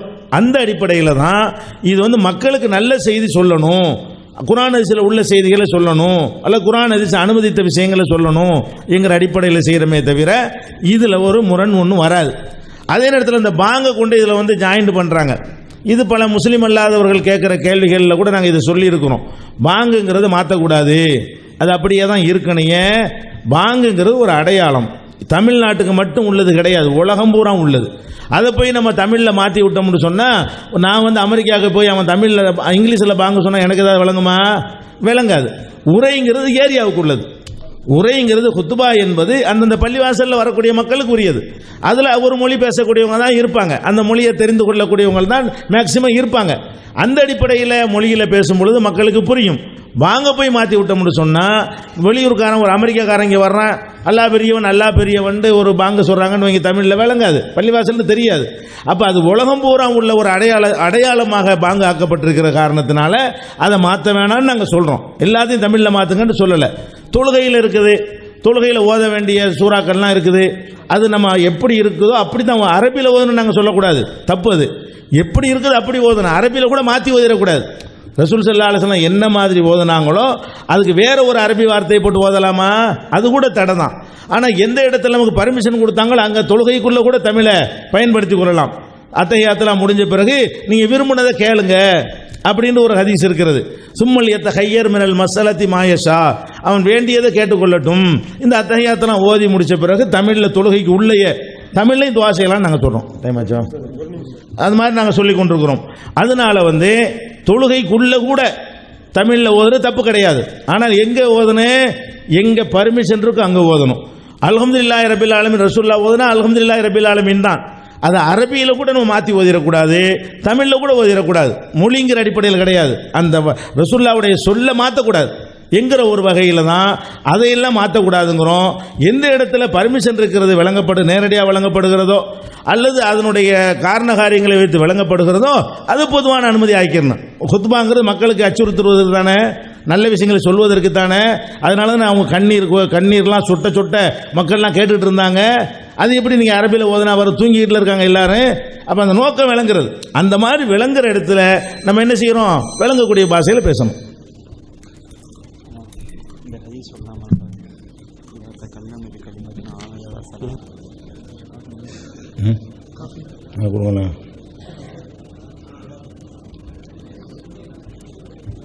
அஸ்ஸலாமு அலைக்கும் வரஹ்மத்துல்லாஹி வரகாத்துஹு. என்னுடைய பெயர் சாம் ஷிஹாபுதீன், எனது சொந்த ஊர் காயல்பட்டணம். இந்த கேள்வி ஜமாலி ஆலிம் அவர்களுக்கு. நான் இந்த 4 நாள் வாதங்களிலும் ரசூலுல்லாஹ் சொன்ன அல்லாஹ் சொன்ன அப்படியே செய்வோம், ரசூலுல்லாஹ் சொன்ன அப்படியே செய்வோம் என்று பிஜே அவர்கள் சொன்னார்கள். அப்படி என்றால் ஸல்லல்லாஹு அலைஹி வஸல்லம் தஹஜ்ஜத்துக்கு ஒரு முஅத்தினையும் மற்ற தொழிலுக்கு முஅத்தினை நியமித்தார்கள். அதே போல இப்போ அவங்க பள்ளியில் செய்யப்படுகிறதா என்பது என்னுடைய கேள்வி. நபிகள் நாயகம் ஸல்லல்லாஹு அலைஹி வஸல்லம் எப்படி செஞ்சாங்களோ அப்படி தான் செய்வோம் அப்படின்னு அவங்க சொல்கிறாங்க. ஆனால் நிறைய விஷயங்களில் அதுக்கு மாறாக செஞ்சுக்கிட்டு அவங்க ஒரு முடிவு எடுத்துக்கிட்டு இப்படி தான் வழங்கணும் அப்படின்றாங்க. இந்த அளவுகோல் பிரகாரம் போனாக்கா ஒரு நிர்ணயமே இல்லாமல் போயிடும். ஆளுக்கு மார்க்கத்தை விளையாட்டு மைதானமாக ஆக்கிடுவாங்க. இப்போ சமீபத்தில் இப்போ சொன்ன பதிலில் கூட அப்படி தான் ஸல்லல்லாஹு ஹுத்பா பிரசங்கம் பண்ணாங்க, மக்கள் மத்தியில் ஒரு தாக்கத்தை ஏற்படுத்தியது அர்த்தம் தெரிஞ்சனால தான் நாங்கள். சரி, இது ஒரு அளவுகோலாக வச்சா ஒரு ஆள் சொல்கிறாரு, நபி நாம் ஸல்லல்லாஹு அலைஹி வஸல்லம் குர்ஆனை ஓதுனா ரஹமத்துடைய வசனம் வரும்பொழுது அல்லாட்ட அது கேட்பாங்க, தண்டனை சம்பந்தப்பட்ட வசனம் வருது அல்லாட பாதுகாப்பு தேடுவாங்க. இப்போ நான் அரபியிலே ஓதிட்டு போனால் ரஹமத்துடைய வசனம் எதுன்னு எனக்கு தெரியலை, அதாபுடைய வசனம் எனக்கு எதுன்னு தெரியலை, அதனால் நான் தமிழில் மட்டும் படிக்கிறேன், அது குர்ஆன் வர மாதிரி ஆகும் அப்படிங்கிறாரு. நம்ம சமயப்போமா? மாட்டோம். இல்லை அவங்க அந்த அளவுகோலை வச்சு அப்படி அதுக்கு சொல்கிறாங்களே, அது தப்புங்கிறோமே. இப்படி ஒரு வாசலை திறந்து விட்டா ஆளாளுக்கு இப்போ இதில் யாரும் அதிகாரத்தை செலுத்த முடியாது. இல்லைங்க இதுக்கு மட்டும் இப்படி வச்சுக்கிறலாம், ஹுத்பாவுக்கு மட்டும், குர்ஆனுக்கு அப்படி வாங்க அப்படின்னு நம்ம சொன்னோமாக்கா அவர் சொல்லுவார், இப்படி சொல்கிறது நீங்கள் யாருங்க, நீங்கள் ஹுத்பாவுக்கு இந்த விளக்கம் கொடுத்து அது தமிழை செய்யலான்னு சொல்ல உரிமை உங்களுக்கு இருந்தால் குர்ஆனுக்கு இந்த விளக்கம் கொடுத்து இந்த கருத்தை சொல்ல உரிமை எனக்கு இருக்குது அப்படின்னு அவர் சொல்லுவார். அப்போ மார்க் ஒரு விளையாட்டாப்போம். அதனால தான் நம்ம என்ன சொல்கிறோம், நபிகள் நாயகம் ஸல்லல்லாஹு அலைஹி வஸல்லம் என்ன செய்யணும் அந்த மாதிரி செய்யுங்க. இப்போ இவங்க கேட்டாங்க அந்த அவங்க பள்ளிகளெல்லாம் அப்படி அந்த மாதிரி செய்கிறாங்களாண்டு. அப்படி இருக்கிற மாதிரி நமக்கு தெரியலைங்க. இப்படி 2 பாங்க இருக்கிற மாதிரிலாம் நமக்கு தெரியவே கிடையாது. இன்னும் சொல்ல போனால் அவங்க பள்ளியாசலாம் ஒவ்வொன்றும் சொல்கிறாங்க, எப்படி இருக்கணுமோ அப்படி தான் செய்யணும் சலாங்காலத்தில் சொல்கிற அளவுக்கு ஆகி கடைசியில் கூட்டுதுவானா இல்லை அப்படிங்கிற அளவுக்கு அவங்க கூட்டுதான் செய்கிற இல்லை. ஆனால் என்ன செய்கிறாங்க, இந்த பள்ளியாசல் தொழு வைக்கிறாங்களா, சுபுன்னு வச்சுக்கிறாங்களே, சுபு முடிஞ்சோன்னு ஒரு பயம் நடக்குது. இதுக்கு சலாம் என்ன சொன்னாங்க, சலாம் சொன்னாங்களா? சுபு தொழு முடிஞ்ச உடனே ஒரு பயானம் சொல்லுங்கள், ஒரு ஆயத்து விளக்கம் கொடுங்கன்னு சொன்னாங்களா? அதை மட்டும் கண்டினியூவாக செய்கிறாங்க. நம்ம துவா ஓதுனா தொழு முடிச்ச உடனே சலாசம் துவா செஞ்சாங்களா, நிப்பாட்டுங்கிறாங்க.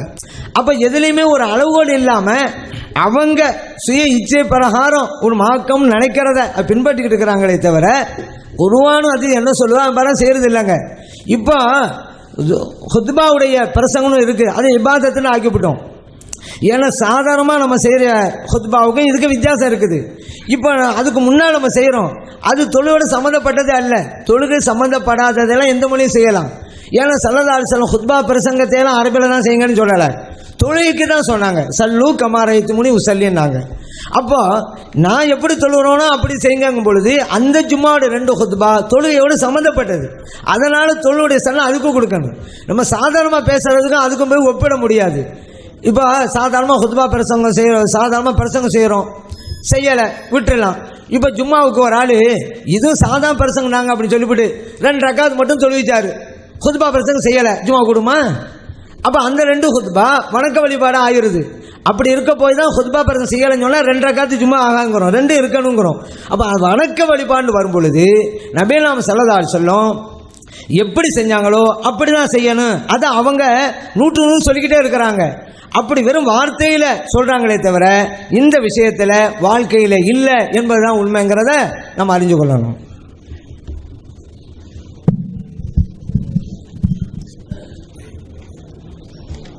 அஸ்ஸலாமு அலைக்கும். என் கேள்வி பிஜானுங்கிட்ட ரஸ்மின் இலங்கையிலிருந்து வந்திருக்கிறேன். என்ன கேள்வின்னு சொன்னால், அவுலியாக்கள் கேட்க மாட்டார்கள்னு நீங்கள் பிரச்சாரம் பண்ணிக்கிட்டு இருக்கிறீங்க. இதே நேரம் எதிர்த்தரப்பால் வைக்கப்பட்ட குற்றச்சாட்டுகளில் ஒன்று, உங்களை பெண்களை நடுத்தரவுக்கு கொண்டாந்துட்டீங்க, பெண்களை காட்சி பொருளாக்குறீங்க அப்படின்னு சொல்லி ஒரு குற்றச்சாட்டு வச்சிருக்கிறாங்க. இப்போ என் கேள்வி என்னன்னு சொன்னால், பெண்களை நடுத்தரவுக்கு கொண்டு வந்திருக்கிறீங்க, இது கூடாதுன்னு சொல்லி ஒரு தரப்பால் பிரச்சாரம் செய்கிறாங்க, காட்சி பொருளுங்கிறாங்க. இதே நேரம் நாம் தமிழகத்தில் நான் பார்த்த காட்சிகள் சிலது என்னென்னு சொன்னால், தர்காக்களுக்கு போய் நாம் அதை பார்க்க என்ன நடக்குதுன்னு பார்க்க போகிற நேரங்கள்லாம் சில பொட்டல் புதூரில் இருக்கக்கூடிய தர்காவில் சொல்கிறதுக்கு கூச்சமாக இருந்தாலும் கேள்வின்றதுனால கேட்குறேன். என்னென்னு சொன்னால், அங்கே உள்ள பெண்கள் சில கேரளாவிலிருந்து வரக்கூடிய பெண்கள் எல்லாம் தங்க தொப்புளுக்கே எண்ணெய் பூசுகிறாங்க. அது அங்கே எல்லாரும் சுற்றி வர போராக்கள்லாம் பார்க்க முடியுது. அப்போ பள்ளிக்கு தொலை வந்தால் கூடாதுங்கிறோம். இதே நேரம் தர்காக்களுக்கெல்லாம் பெண்கள் வர்றாங்க. இன்றைக்கி கூட ராஜ் டிவியில் ஒளிபரப்பப்பட்ட செய்தி, தர்காவில் ஒரு பிள்ளையை கொண்டு போய் பலி கொடுக்கப்பட்டவரை இன்றைக்கி அம்மாவையும் அந்த சம்மந்தப்பட்ட அம்மாவையும் தர்காவுக்கு பொறுப்பாக இருந்தவரையும் அரெஸ்ட் பண்ணிட்டாங்கன்னு சொல்லி செய்தி சொல்லியிருக்காங்க. இப்போ என் கேள்வி என்னென்னா, இப்படி எதிர்த்தரப்பால் சொல்கிற மாதிரி நீங்கள் காட்சி பொருளாக்குறீங்களா பெண்களை, அல்லது அவங்க காட்சி பொருளாக்குறாங்களா? அஸ்ஸலாமு அலைக்கும். அன்புள்ள சகோதரர்களே, பெண்களை காட்சி பொருளாக ஆக்குதல்ங்கிற அந்த வார்த்தையை வாதத்தில் சொன்னாங்க. அது ரொம்ப கடுமையாக ஒரு கண்டிக்கத்தக்க ஒரு வாசகம். காட்சி பொருளாக்குறதுங்கிறது ரொம்ப ஒரு அசிங்கமான ஒரு அர்த்தத்தில் உள்ள ஒரு விஷயம். போராட்டங்களில் பெண்கள் கலந்து கொள்கிறாங்க சரியான்னு கேட்டிருந்தால் அது ஒரு நேர்மையான ஒரு சொல்லாக இருக்கும். போராட்டங்களில் பெண்கள் கலந்து கொள்கிறாங்களே, அது மார்க்கத்தில் தடை இருக்குதா? இல்லை. போருக்கே நபிகள் நாயகம் ஸல்லல்லாஹு அலைஹி வஸல்லம் காலத்தில் பெண்கள் போயிருக்கிறாங்க. ஆயுதம் தாங்கி போர் செய்யலையே தவிர காயமற்றவர்களை தூக்கிட்டு வர்றது, சிகிச்சை பண்ணுறது, அந்த மாதிரியான காரியங்களுக்கெல்லாம் நபிகள் நாயகம் ஸல்லல்லாஹு அலைஹி வஸல்லம் காலத்தில் உம்மு அத்தியா போன்ற எத்தனையோ சஹாபி பெண்கள் பயன்படுத்தப்பட்டிருக்கிறாங்க. அது மாதிரி அதாவது பாடியை தொட்டு தூக்குறது, காயமற்றவர்களை தொட்டு தூக்கிட்டு போய் அவங்களுக்கு வைத்தியம் பண்ணுறது, தண்ணி கொடுக்கறது, இது மாதிரியெல்லாம் நபிகள் நாயகம் ஸல்லல்லாஹு அலைஹி வஸல்லம் காலத்தில் எல்லாம் நடந்திருக்கிறது, அவங்க முன்னிலையில் அங்கீகாரத்தோட. அதனால் பெண்கள் வெளியே வருவதையே தடுக்கக்கூடிய அளவுக்கு சில பிற்போக்கான கருத்து சில பேர் சொல்லுவாங்க. அது ஆதாரமற்ற ஒரு விஷயம். பெண்கள் வெளியே போகிறதுக்கு ஒழுங்கான முறையில் முகம் கையை தவிர மற்ற உறுப்புகளை எல்லாம் மறைத்த நிலையில் இருப்பார்களேயானால் அவங்க வந்து ஆண்களோட இரண்டரை கலந்துடுறது அல்லது தனிமையில் இருப்பது இன்னும் மார்க்கம் தடை செய்திருக்கிற எந்த ஒரு அம்சமாவது இருக்குமேயானால் அந்த மாதிரியான காரியங்கள் இல்லாத வகையில் பெண்கள் வெளியே போகிறது என்ன செய்ய முடியாது, கூடாதுன்னு சொல்ல இயலாது. அப்போ இதை போய் காட்சி பொருள்னா உங்கள் தேவைகளுக்கு வந்து வீட்டில் உங்கள் மனைவிமார்கள் ஒரு கூட 2 பேரை கூட்டி கொண்டு ஒரு கடத்தரவுக்கு போகிறாங்க, கடையில் போய் ஜாமான் வாங்குறாங்க, காட்சி பொருளாக்குறன்னு யாராவது சொல்லுவாங்களா? சொல்ல மாட்டாங்க. ஒரு தேவைக்கு போகிறாங்க. அந்த ஆடை அணிகிற விஷயத்தில் ஒரு ஆபாசமோ ஒரு அருவருப்போ இருந்தால் தான் என்ன செய்யணும், ஏன் இந்த மாதிரி காட்சி பொருளாக்குறீங்கன்னு சொல்லலாம். அதை பெண்களை பொறுத்த வரைக்கும் அதை கண்ணியமான முறையில் யாராவது எங்கள் போராட்டத்தில் நாங்கள் அழைக்கிறோம். பல பேர் அந்த ஹிஜாபை பேணாமல் வருவார்களே, ஆனால் ஒரு கட்டத்துக்கு பிறகு பேணிக் கொள்வார்கள். அதுக்கு நாங்கள் பொறுப்பாளி ஆக மாட்டோம். ஆனால் எல்லாரும் அந்த ஹிஜாபை பேணக்கூடியவர்களாகத்தான் 95% வர்றாங்க. ஒரு ஆர்வ கோளாறுல முஸ்லீம் அல்லாத பெண்கள் கூட சில நேரங்களில் வந்து கலந்து கொள்வார்கள். இதில் என்னத்தை நீங்கள் கவனிக்கணும், இது மாதிரி போகிறதுக்கு மார்க்கத்தில் அனுமதி இருக்கா இல்லையா? ஒரு நியாயத்துக்கு போராடுவதற்காக வேண்டி ஒரு கோரிக்கை எழுப்புறதுக்காக வேண்டி போகலாமா போகக்கூடாதா? அதில் எதனால பெண்கள் போகிறது தடுக்கப்படும்? ஆபாசத்தினாலையும் ஒரு மார்க்கம் தடுத்த ஒரு அம்சம் இருந்ததுனாலேயே தான். அப்போ தர்காவுக்கு போகிற விஷயத்துக்கும் அதுதான், கடைக்கு போகிற விஷயத்துக்கும் அதுதான், போராட்டத்துக்கு போகிற விஷயத்துக்கு அதுதான், எல்லாத்துக்கும் பள்ளி வாசலுக்கு போகிறது கூட என்ன அளவுகள் தான் ஒரு அசிங்கமான முறையில் அடுத்த ஒரு காட்சி பொருள் மாதிரி பள்ளி வாசலுக்கு வந்து அது கூட தான் தடுக்கப்படும். அந்த முறை கரெக்டாக இருக்கணும். எங்கே போகிறதா இருந்தாலும் அதுக்குரிய முறை கரெக்டாக இருக்கணுங்கிறது ஃபஸ்ட்டு கவனிக்கணும். அப்புறம் போகிற காரியம் சரியாக இருக்காங்கிறது 2வது கவனிக்க வேண்டும். அப்போ அந்த அடிப்படையில் தான் எங்களுடைய போராட்டங்கள்லாம் பெண்கள் வந்து கலந்து கொள்கிறார்கள். அதனால் வந்து இதை வந்து போகிற போக்கில் நினைஞ்சிட்டாங்க ஒரு கொச்சப்படுத்துகிற மாதிரி காட்சி பொருளாகிறதுங்கிறதுனா அது வந்து அனைவருடைய சகோதரிகள் அங்கே இருப்பாங்க. அது மாதிரி வார்த்தைகள்லாம் என்ன செய்யக்கூடாது, சபையில் ஒட்டுமொத்த சமுதாயத்து பெண்களை பேசும்பொழுது அந்த வார்த்தையெல்லாம் இப்படி அழைச்சிட்டு போகிறீங்களா, போராட்டத்துக்கு பெண்களை கூப்பிடலாமான்னு தான் அவங்க கேட்டிருக்கணும். அது நாகரிகமற்ற ஒரு சொல்ல சொல்லியிருக்கிறாங்க.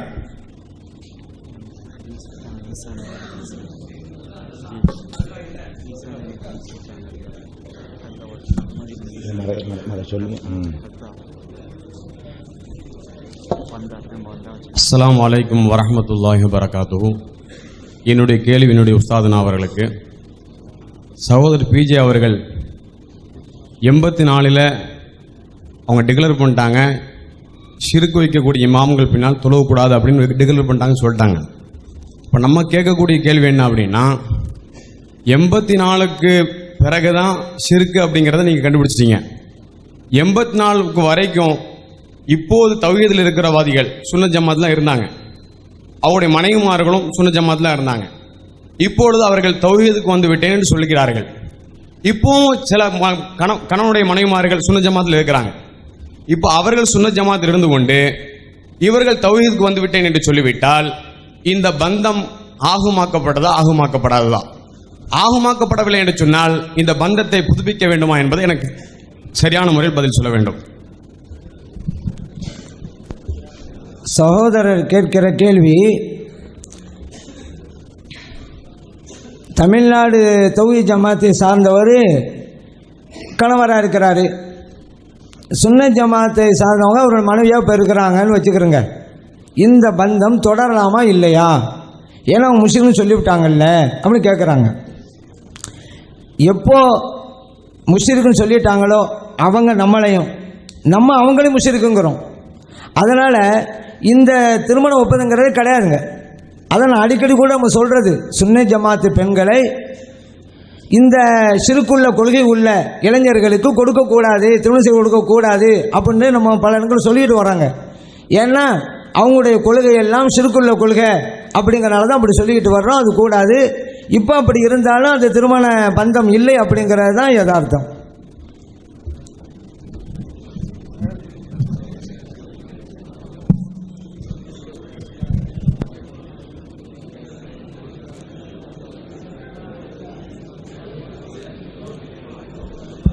அஸ்ஸலாமு அலைக்கும். என்னுடைய கேள்வி சகோதரர் பி ஜெயினுலாப்தீன் அவர்களுக்கு, இது போன்ற இந்த பந்தங்களை பற்றி தௌஹீத் ஜமாத்துடைய நிலைப்பாடு என்ன என்பதை. அதாவது இணை கற்பிக்கிறவர்களை பொறுத்த வரைக்கும் அவர்களை பின்பற்றி தொழக்கூடாது என்று சொல்கிறோம் இல்லையா, அதே மாதிரி தான் நாமளும் தெளிவாக சொல்கிறோம். இணை கற்பிக்கிற பெண்களை அல்லாஹ் குர்ஆனில் சொல்கிறோம், ஒலா துன்கிஹுல் முஷ்ரிகாத்தி ஹத்தா யுமின்ன, ஈமான் கொள்கிற வரைக்கும் இணை கற்பிக்கிற பெண்களை நீங்கள் மணக்காதீர்கள். அல்லாஹ் தெளிவாக கட்டளை இடுறதுனால நாம் இதில் ரொம்ப உறுதியாக இந்த பிரச்சாரத்தை செய்து வருகிறோம். அவங்களும் ஒரு பக்கத்தில் செய்கிறோன்னு சொல்கிறாங்க. செஞ்சாலும் வரதட்சணை இல்லாத மாப்பிள்ளை தௌஹீதுல கிடைக்குன்னு நினைச்சிடறாங்க, அந்த பக்கம் வந்துடுறாங்க. இருந்தாலும் நம்ம அது ஏமாந்துடாதீங்க, கொள்கையை முக்கியத்துவம் பாருங்க. நீங்கள் வந்து வரதட்சணை இல்லைங்கிறக்கா வருவாங்க, தௌஹீதுல இருந்தால் மட்டும்தான் நீங்கள் கல்யாணம் பண்ணணும் என்கிற அளவில் நாமளும் அவங்க எவ்வளோ கான்ஃபிடென்ட்டாக இருக்கிறாங்களோ அதே மாதிரி திருமண பந்தம் செய்யக்கூடாது என்பதில் நாம் அதை விட உறுதியாக இருக்கிறோம்.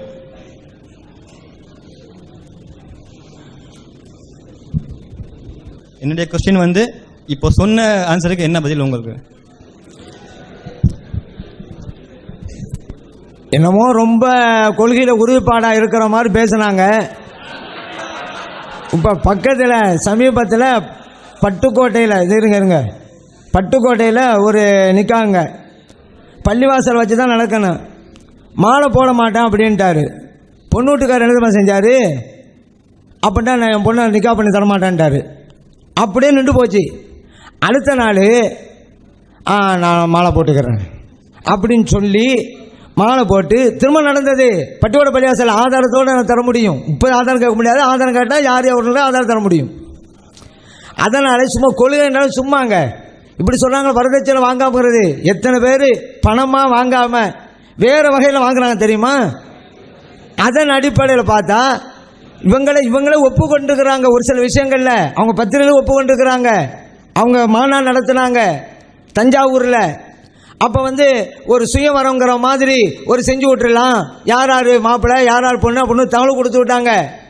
பார்த்தாக்கா பெண்கள் தான் நிறைய பேர் தகவல் கொடுத்தாங்க, ஆண்கள் கம்மியாக தான் கொடுத்தாங்க. அவங்க ஒரு கட்டுரை எழுதுகிறாங்க, என்ன நம்ம ஆண்கள்லாம் ஒன்றும் திருந்தலை, பெண்கள் தரப்பில் தான் ஊழ வந்திருக்கு, ஆண்களை கொஞ்சம் பேர் தான் கேட்டிருக்கிறாங்க, ஏன் இப்படி இருக்கிறாங்க அப்படின்ட்டு அவங்களே வாக்குமூலம் அளிச்சிருக்கிறாங்க. அந்த பத்திரிகை நம்ம வச்சுருக்குறோம். அதனால் ஒன்றும் அப்படி ஒன்றும் ஒரு கொள்கையெல்லாம் கிடையாதுங்க. வெளியில் சொல்லிக்கிறது தான். பணமாக வாங்காவிட்டாக்கா வரது இல்லைன்னு ஆயிருமா? நகையாக வாங்கிடலாமா? சீர் சட்டு தர்றாங்களே சில பொருட்கள் அதையெல்லாம் வாங்கிடலாமா? சரி, நான் பணமே வாங்குறது இல்லை, ஆனாலும் கூட யார் பணக்கார வீடு அதை பார்க்கறது, ஏன் பணக்கார வீடை பார்க்குறீங்க? அப்போ இதெல்லாம் சும்மா பேசுகிறேங்க. அதெல்லாம் இதுக்கிட்ட எவ்வளோ இருக்குது. இதெல்லாம் சும்மா சொல்லிக்கிறலாமே தவிர நடைமுறை அப்படி இல்லை. இதுதான் யதார்த்தம்.